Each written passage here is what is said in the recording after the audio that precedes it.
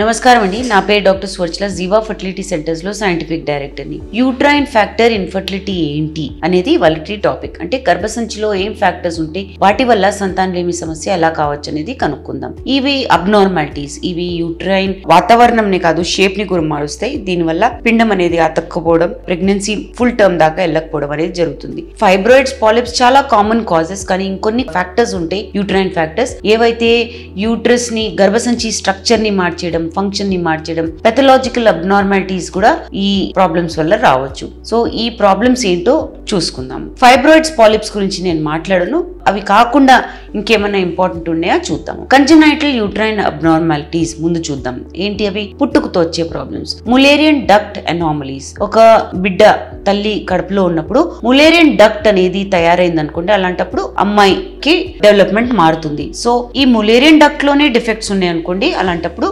గర్భసంచిలో malformations ఉంటాయి. ఇవి ఎలాంటివంటే septate uterus, uterus క్యావిటీలో అంటే గర్భసంచిలో ఒక డివిజన్ లాగా వస్తుంది, పార్టీషన్ లాగా వస్తుంది. దీనివల్ల ఎంబ్రియో అతక్కపోవడం, ఇంప్లాంటేషన్ ఫెయిలియర్ లేదా హై రిస్క్ ఆఫ్ మిస్క్యారేజ్ ఉండొచ్చు. బైకార్నుయేట్ యూట్రస్, ఇందులో 2 క్యావిటీస్ ఉంటాయి, అంటే 2 భాగాలు ఉంటాయి, కరెక్ట్ గా డిఫరెంట్ భాగాలు ఉంటాయి బైకార్నుయేట్ యూట్రస్ లో.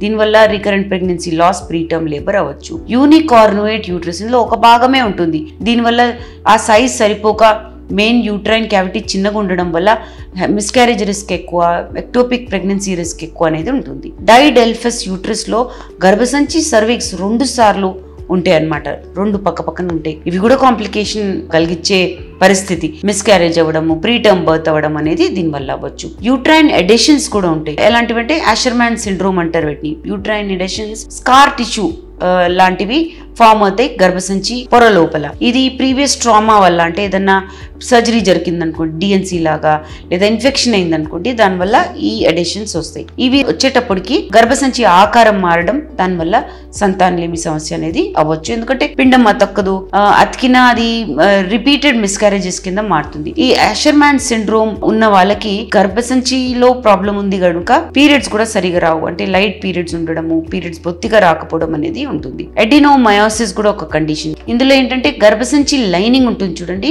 పొర, అది గర్భసంచి మసిల్ లోపలికి వెళ్తా ఉంటుంది, అంటే మయోమెట్రియం లోపలికి వెళ్ళినప్పుడు దాన్ని ఎడినోమయోసిస్ అంటారు. దీనివల్ల గర్భసంచి సైజ్ పెరిగిపోవడం, ఊరికి పెయిన్, క్రానిక్ గా పెయిన్ ఉండడము, పీరియడ్స్ హెవీగా అవ్వడం అనేది, తర్వాత వాతావరణం లోపల మారిపోవడం వల్ల ఎంబ్రియో అతుక్కుపోవడం అనేది జరుగుతుంది. ఈ ఇష్యూస్ ఉన్నప్పుడు ఇన్ఫ్లమేటరీ రెస్పాన్స్ కూడా ఎక్కువ ఉంటుంది ఎడినోమయోసిస్ వాళ్ళకి. దానివల్ల వాళ్ళకి రికరెంట్ ప్రెగ్నెన్సీ లాస్ కూడా అవ్వచ్చు. ఇది కాకుండా ఎండోమెట్రియల్ రిసెప్టివిటీ డిఫెక్ట్స్ కూడా ఉంటాయి, అంటే గర్భసంచి రెడీగా లేకపోవడం, ఎంబ్రియో అతకడానికి ఈ సిచ్యువేషన్ సరిగా లేదనుకోండి, దానివల్ల ఇంప్లాంటేషన్ ఫెయిలియర్ అవ్వచ్చు. ఎలాంటి కండిషన్స్ ఉంటాయి అవి? క్రానిక్ ఎండోమెట్రైటిస్, పొద్దాక లోపల వాపు ఉందనుకోండి, పర్సిస్టెంట్ ఇన్ఫ్లమేషన్ అంటారు దాన్ని, ఇన్ఫెక్షన్ వల్ల ఉండొచ్చు.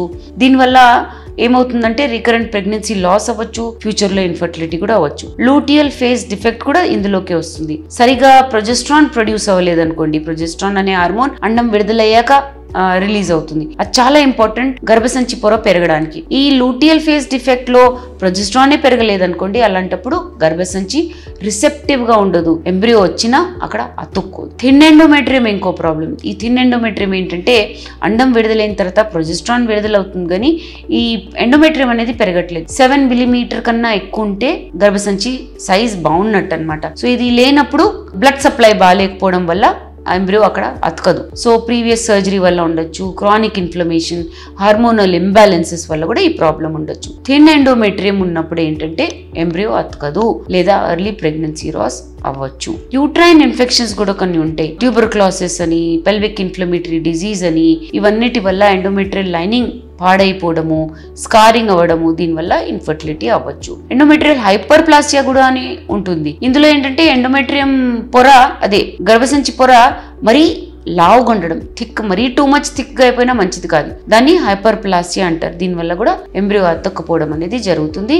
అండ్ రిస్క్ అనేది ఉంటుంది, ఎండోమెట్రియల్ కార్సినోమా రిస్క్ ఉంటుంది. సో ఇది ప్రమాదమైన విషయమే. బ్లడ్ ఫ్లో ఇష్యూస్ కూడా ఉండొచ్చు. కరెక్ట్ గా బ్లడ్ ఫ్లో అవ్వట్లేదు అనుకోండి పొరకి, అలాంటప్పుడు సైజ్ సరిగా రాకపోవడం వల్ల, బ్లడ్ ఫ్లో సరిగా లేకపోవడం వల్ల, ఇంప్లాంటేషన్ ఇష్యూస్ వల్ల ఇన్ఫర్టిలిటీ కావచ్చు. సో ఇవన్నీ ఓకే, మనకు తెలుసు ఇవన్నీ ఉన్నాయి. కానీ ఎలా డయాగ్నోస్ చేస్తారు, ఎలా ట్రీట్ చేస్తారంటే హిస్ట్రోస్కోపీ అనేది మోస్ట్ ఇంపార్టెంట్ డయాగ్నోస్టిక్ టూల్. ఇది ఒక దూర్బిన్ లాంటిది గర్భసంచిలోకి దూర్చి డైరెక్ట్ గా చూడొచ్చు ఇంట్రాయూటరైన్ అబ్నార్మాలిటీస్ ఉన్నాయా. ఇవి కాకుండా ఇవి చాలా మంచిది అనుకోండి, గోల్డ్ స్టాండర్డ్. బట్ ఇమేజింగ్ అంటే అల్ట్రాసౌండ్ కూడా చేయొచ్చు. ఎంఆర్ఐ అల్ట్రాసౌండ్ ద్వారా ఈ కంజనైటల్ యూట్రైన్ అబ్నార్మాలిటీస్ ఉన్నాయా, స్ట్రక్చరల్ ప్రాబ్లమ్స్ ఉన్నాయా అనేది చూసుకోవచ్చు. ఇవి కాకుండా సర్జికల్ ట్రీట్మెంట్ ఆప్షన్స్ కూడా ఉంటాయి. ఎడిషన్స్ ఉన్నాయి, లేదా గర్భసంచిలో పార్టీషన్ అన్నాను చూడండి, అబ్నార్మల్ టిష్యూ ఉంటే కూడా సర్జరీస్ చేయొచ్చు. కంజనైటల్ ప్రాబ్లమ్స్ అసలు ఆకారమే బాగాలేదనుకోండి, రీకన్స్ట్రక్టివ్ సర్జరీ చేసి కూడా ఈ